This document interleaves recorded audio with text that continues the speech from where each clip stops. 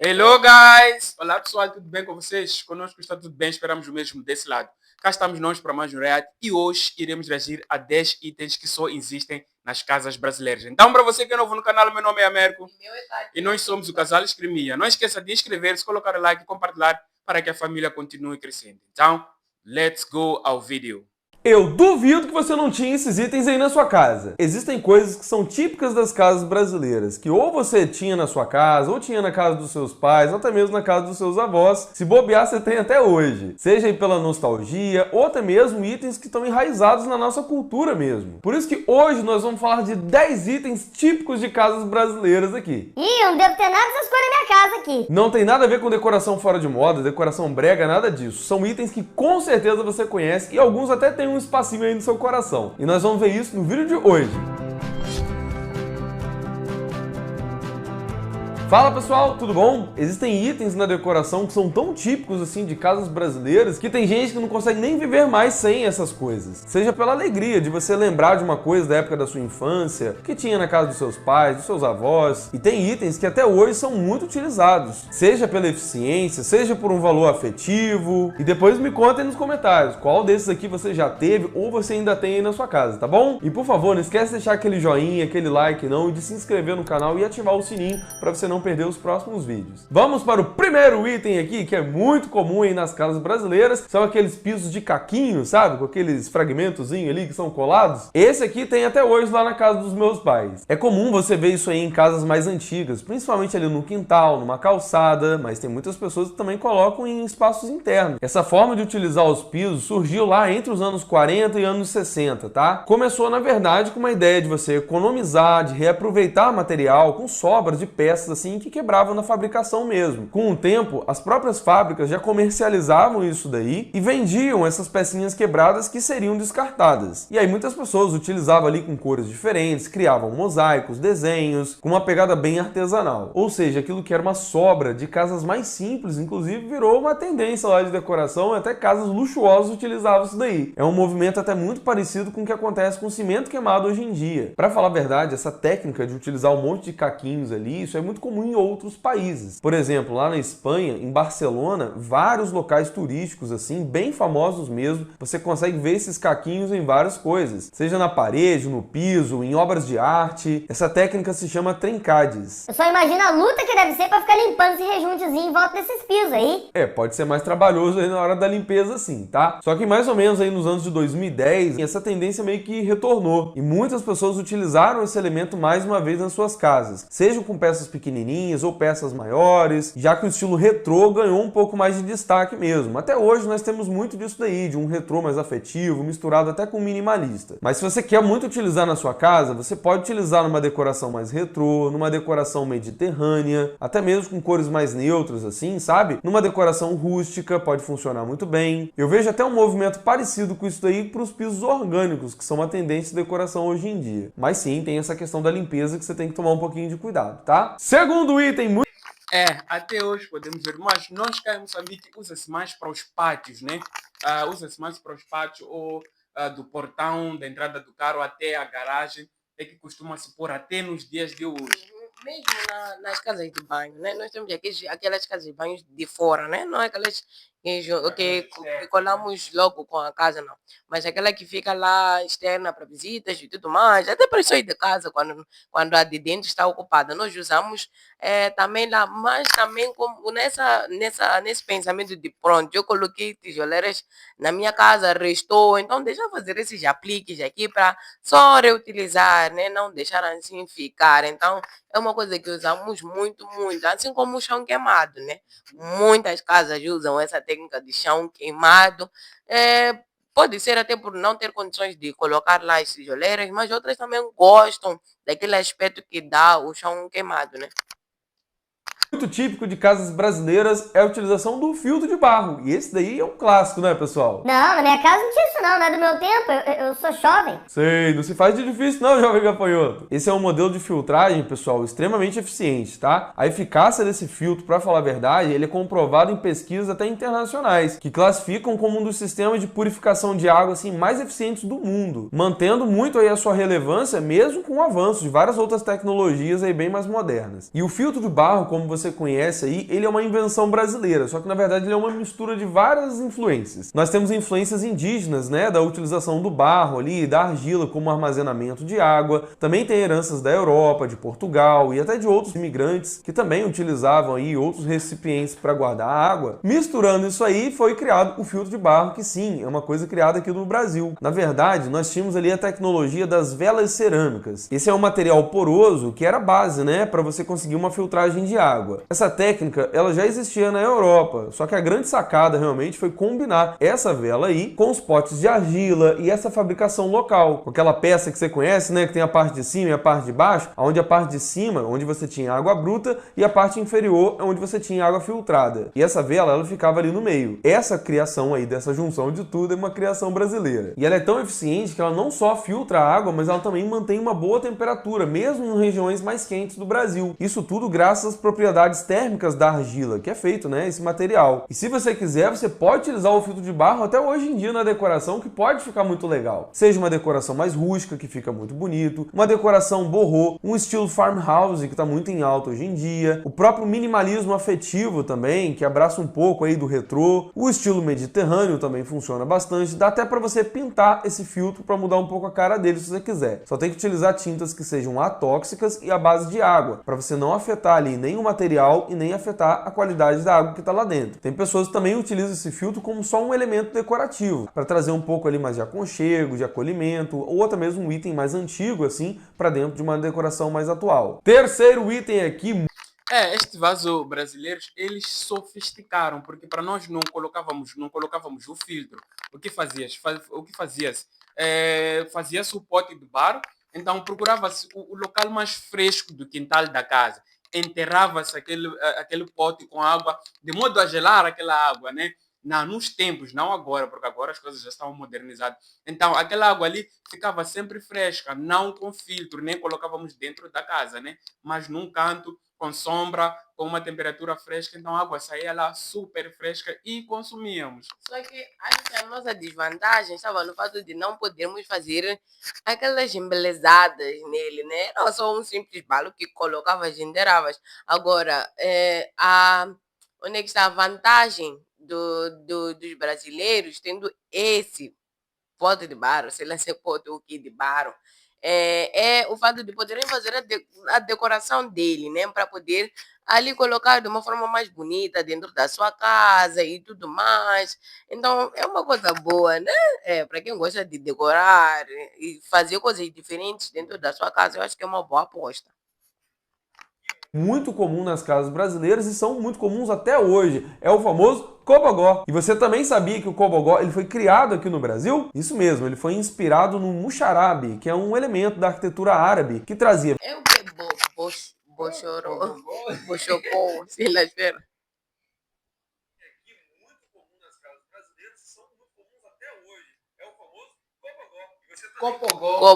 Cobogó. Então, nós aqui, eu acho que isso, eu pesquisava muitas vezes como divisor, né? Eu pesquisava como divisor, não sabia mesmo o nome concreto, mas é algo muito útil. Eu até vejo mais quando vejo aquelas novelas turcas, estão a ver aquelas novelas turcas, não sei o quê, e usam não só como divisor, né, dos compartimentos, mas também para uma pessoa vestir, né? Colocam ali como um vestuário, né? Então, colocam ali a divisão, não sei o quê, a pessoa fica lá dentro, veste, não sei o quê. Então, é uma coisa incrível. Eu não sabia que tinha esse nome, né? Ventilação, proteção ali com sol e também dava privacidade para quem estava dentro ali da casa. No Brasil, foi no final dos anos 20, mais ou menos, lá em Recife, onde 3 engenheiros criaram esse conceito do cobogó. E na verdade esse nome é a junção ali de um pedacinho do nome de cada um deles. Tem o Amadeu Coimbra, Có, o Ernest Boikman, por isso vem o Bó, e tem o Antônio de Góis, que daí vem o Gó, então cobogó. E esse elemento, pessoal, ele se tornou vital assim para locais mais quentes no Brasil, porque ele trazia essa ventilação constante e também protegia do sol e até dava privacidade. Antigamente os mais comuns eram aqueles modelos cerâmicos, mas eles já evoluíram para vários outros modelos. Você tem aqueles modelos coloridos, cerâmicos também, tem de concreto, tem até mesmo de chapa metálica para você ter ideia. Pode ser usado tanto como um vão ali, como uma janela, como divisórias internas dentro da casa, divisórias vazadas, pode utilizar na sua fachada, no muro, enfim. Para você ter ideia, no movimento modernista lá, desde os anos 30 até os anos 50 mais ou menos, até com Oscar Niemeyer e tudo mais, esse elemento aqui foi muito utilizado nesse período aí da arquitetura brasileira. Tanto que você vê vários prédios dessa época hoje em dia que usam o cobogó. Claro que é um item que tem mais superfícies ali, né, pessoal? Pode sujar um pouco mais, então você tem que tomar um certo cuidado com isso. Mas que ele é muito eficiente, é. E se você quiser dar uma olhadinha, eu já fiz um vídeo bem completo só sobre o cobogó aqui no canal. Eu vou deixar aqui no card e aqui na descrição para vocês. Quarto item. E realmente esses cobogós nós temos aqui também nos muros, né? Muita gente gosta de colocar nos muros da sua casa, apesar de que depois eles ficam arrependidos. Eu acho que é porque as pessoas não respeitam a privacidade, né? Eles estão lá sempre a espreitar, querem ver o que está dentro, então acabam colocando cimento para tapar esses buracos, esses cobogós. Então, mas nós usamos muito nos muros. E também nos edifícios antigos dos anos 70, 80, temos esses cobogós até data hoje conservados, né? Que são aqueles edifícios que contam histórias que foram edificados pelos portugueses nos tempos atrás. E aqui que é típico de casas brasileiras, na verdade, ainda é o modelo mais utilizado do Brasil. É o chuveiro elétrico. Você sabia que o modelo que você conhece de chuveiro elétrico aí, ele foi criado no Brasil? Isso mesmo, lá pelos anos 30. Não tinha muito assim acesso à água aquecida. Até tinha alguns modelos de aquecimento ali que nem eram tão seguros assim. Mas aí o Francisco Canhos, ele desenvolveu isso aí lá nos anos 30, um modelo que basicamente tinha uma resistência elétrica que era instalada ali, né, dentro ali do espalhador, do chuveiro, que ele aquecia. E aí quando a água chegava ali, automaticamente ela aquecia e saía instantaneamente quentinha ali do chuveiro, sem a necessidade de caldeiras, aquecedores a gás, reservatórios, instalações específicas só para isso, nada disso. Esse tipo de aquecimento é muito comum em vários países, né, onde você tem um aquecimento a gás. Já no Brasil, o chuveiro elétrico ele se popularizou muito, tanto por ele ser muito mais barato, como também por você aquecer a água ali na hora, não tem nenhum desperdício de água, aquela que ainda está um pouco fria na tubulação antes da água quente sair. Fora que para o nosso clima, o chuveiro elétrico acabou fazendo muito mais sentido. Enfim, tem vários outros motivos que fizeram o chuveiro elétrico se popularizar no Brasil muito mais do que esses sistemas aí de aquecimento de modo geral. E eu já fiz um vídeo só falando sobre isso. Se você quiser dar uma olhadinha também, eu vou deixar aqui no card e aqui na descrição por que o chuveiro elétrico é tão comum no Brasil e não em outros países ao redor do mundo. Hoje em dia você tem até modelos que são mais atuais, né, de chuveiro eletrônico, que você até consegue controlar melhor aí o aquecimento dessa água. Quinto item aqui, muito comum em casas brasileiras, principalmente no Nordeste, que tem bastante, né? São as redes. Elas são usadas nas casas, assim, pessoal, em quarto, em sala, principalmente em varanda, né? Casas de praia é muito comum você encontrar aí. Lá no Nordeste, você encontra até mesmo estabelecimentos comerciais que têm redes. Na verdade, pessoal, a rede, ela já existia, assim, nos povos indígenas, né? Antes dos europeus chegarem no Brasil. Dá para se utilizar um redário na sua casa, ali embaixo de um pergolado, no seu jardim, numa área gourmet. E não só a rede para dormir, você pode colocar a rede ali como um local de interação com as pessoas também. Você pode encontrar rede com várias cores, estampas, que inclusive podem agregar muito aí para sua decoração. A rede de dormir, pessoal, é considerado um patrimônio cultural do Brasil em várias regiões, você sabia disso? E em alguns estados do Brasil você tem reconhecimento mundial aí pela produção e exportação desse material para vários países. Esse negócio aí é bom, né, Rafa? Eu não sei se vai dar certo aqui em casa não, vou querer ficar deitado ali o dia todo, vai dar uma preguiça danada. Rede é um negócio muito legal, né? Você tem aí na sua casa ou gostaria de ter? Coloque embaixo nos comentários para eu saber. Sexto item muito comum. Nós aqui em Moçambique não temos esse hábito essas redes não são comuns, posso assim dizer. Não são comuns porque não temos esse hábito de ter essas redes esticadas no quarto ou na varanda ou no sítio de lazer, não. Mas se calhar como é que é? Em edifícios ou casas onde estão lá brasileiros que se calhar importam essa rede e montam nas suas casas. Eu, na verdade, tenho muito desejo de ter na nossa casa. Só que, ai, aquele medo, será que isso vai aguentar, vai segurar? Principalmente sabemos que aqui em Moçambique não temos, né? Nós ainda não nos deparamos. Se calhar há uma empresa por aí que fabrica e nós não sabíamos, né? Mas essa questão de segurança, para o brasileiro, eu acredito que por ter fábricas, né? Que fazem, se fabricam, não sei o que, fazem coisas resistentes, que dá aquela segurança de que o brasileiro vai montar na sua casa e vai estar seguro. Agora aqui, meu Deus, eu não sei se poderá aguentar o peso. E digam lá, qual é o limite de pessoas? Será que 2 pessoas podem estar aí, dormir juntas ou sentarem juntas que não vai ceder? Comentem aí embaixo. Aqui nas casas brasileiras são as louças âmbar. A mãe de quem? Não é mãe de ninguém não, rapaz. Isso é uma cor que você tem para aquelas louças que eram muito comuns aí. Na casa da minha avó tinha todas as louças com essa cor. Elas se destacaram muito, tanto por ter um valor mais acessível, mas também pela resistência que elas tinham. Muitas delas foram resgatadas aí numa decoração dos últimos anos, que voltava um pouco desse retrô mais afetivo que eu falei para vocês. E se você quiser utilizar, até mesmo para contrastar um pouco com uma decoração mais clarinha, mais clean que você está usando, se tem uma pegada um pouco mais retrô, pode fazer muito sentido, tá? Tem muita gente também que gosta de utilizar algumas louças mais trabalhadas, com desenhos, relevos, enfim, aí vai muito do gosto de cada um. E que também eram bem comuns aqui no Brasil. Sétimo item muito comum. Aquela louça marcou minha infância, de verdade. E não era qualquer casa que você encontrava aquela louça. Aquela louça, ela vista como algo de luxo, né? Não era para qualquer família, mas e só tínhamos na cristaleira e só tirava-se uma vez anualmente. No Natal, que era para se usar. Tinha aquela cor roxa, meio roxa, transparente, que agora é difícil encontrar. Aquilo virou uma relíquia, virou uma coisa. Quem tem, acho que pode vender para um museu, porque foram louças que marcaram mesmo gerações e gerações.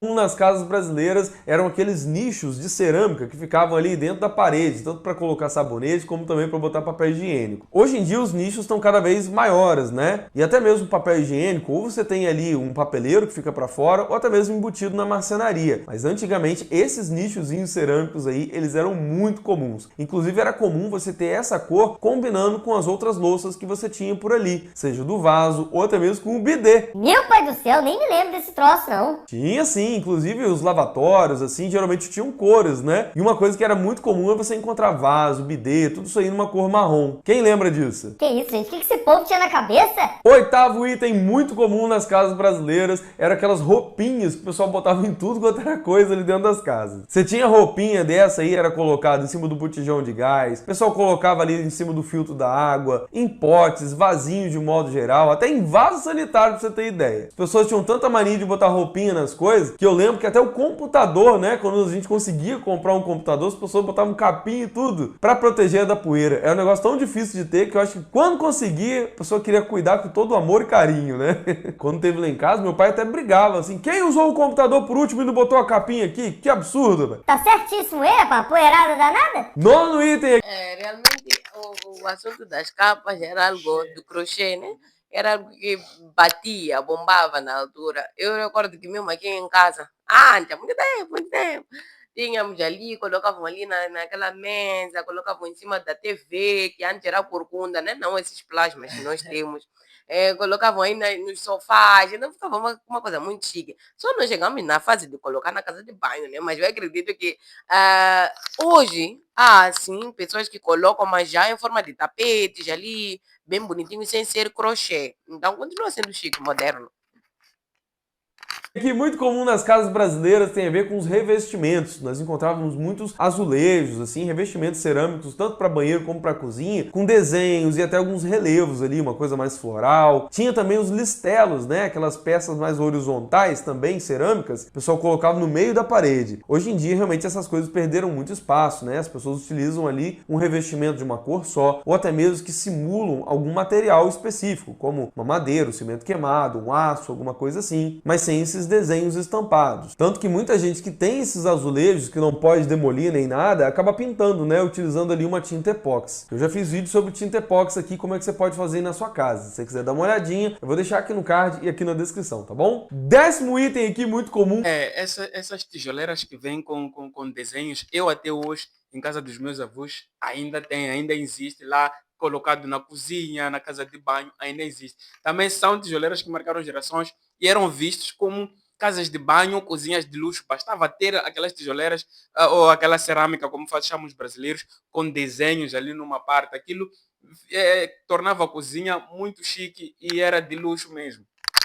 Nas casas brasileiras, aqui eu vou falar das cadeiras e eu separei dois modelos que eu sempre via na casa de todo mundo. Tem aí o modelo Acapulco. Ué, esse aí teve no episódio do Chaves? Bem, se teve eu não vi, mas nas casas brasileiras isso aí se tornou uma febre. Surgiu sim lá no México, mas se popularizou muito no Brasil aqui para varandas, perto de piscina. E ele combina muito aí com o estilo retrô também, numa pegada um pouco mais tropical. Outra cadeira que se popularizou muito no Brasil eram aqueles modelos monobloco de plástico. E isso aí não foi só no Brasil não, tá? Foi no mundo todo. Ela é feita de polipropileno injetado e muito resistente, leve, é fácil de empilhar, fácil de deslocar. E você ainda vê bastante dela por aí, em festas, em bares e na casa de muita gente também, ali em varandas, em área gourmet. Você só falou isso aí, meu filho, tem muitos outros itens. É verdade, então eu vou fazer agora uma menção honrosa de várias coisas que são típicas de casas brasileiras aí. E depois você me conta se você tem alguma delas, tá? Pinguim de geladeira, esse aí que a gente colocava aquele modelo de cerâmica ou de porcelana, ou alguns até de plástico, né, em cima ali da geladeira. Isso aí tinha aqui em casa. Outra coisa muito comum nas casas brasileiras era o quê? Utilizar os copos de requeijão depois que acabava para virar o copo do dia a dia, ou até mesmo de extrato de tomate. Esses aí eram guerreiros resistentes e olha, lá em casa era até briga para ver quem que ficava com qual copo assim. Tem também o copo americano, que se popularizou muito aqui no Brasil, e você encontra muito, até em bares, padarias hoje em dia, tem gente que também utiliza em casas. Outro item que não sei por que se popularizou muito aqui no Brasil foi aquele espelhinho com aquela borda meio laranja, sabe? Ele era pequenininho assim, mas sempre tinha algum dele na casa das pessoas. Tem também aquele jarrinho de abacaxi, quem lembra dele? Nossa, esse aí não é nem um pouco chamativo, né? Combina com tudo. Só que não, né? Tem também aquela caneca, aquele bule ágata, também é outro item que se popularizou muito. Tinha também aquelas cortinas de pia, tem gente que até hoje utiliza. Pano de prato, então, com um monte de bordado, um monte de desenho também, até hoje, é muito utilizado nas casas brasileiras. Outra coisa que não é muito utilizada hoje em dia mais, mas foi muito comum, né? É aquela mesinha de telefone, local que você tinha um aparelho, tinha a lista telefônica ali do lado. Outra coisa que se popularizou muito há um tempo atrás eram aqueles móveis com uma cor mais amarelada, desde rack, guarda-roupa, cama. Isso aí foi uma febre. O forro de estuque também foi uma coisa que popularizou muito, né? Ele tinha uma estrutura de madeira e o estuque, ele era aplicado ali na frente, que era uma mistura de cal, areia, às vezes até mesmo pó de mármore. E com o tempo esse aí foi perdendo espaço, né, para forro de PVC, principalmente forro de gesso também. Mas agora eu quero saber de você, qual desses itens aí você tinha na sua casa ou você tem até hoje? As cadeiras plásticas até hoje é um mimo. E eu posso até arriscar dizendo que 80 ou 85% das casas, na sala você encontra as cadeiras plásticas e a mesa plástica lá como uma mesa de jantar. Ok? E outros itens que ele foi mostrando, os panos de mesa lá bordados, até hoje você pode encontrar em certas casas, né? Que conservam muito aquelas coisas. Né? Então, este foi mais um vídeo. Esperamos que tenham gostado. Até o próximo.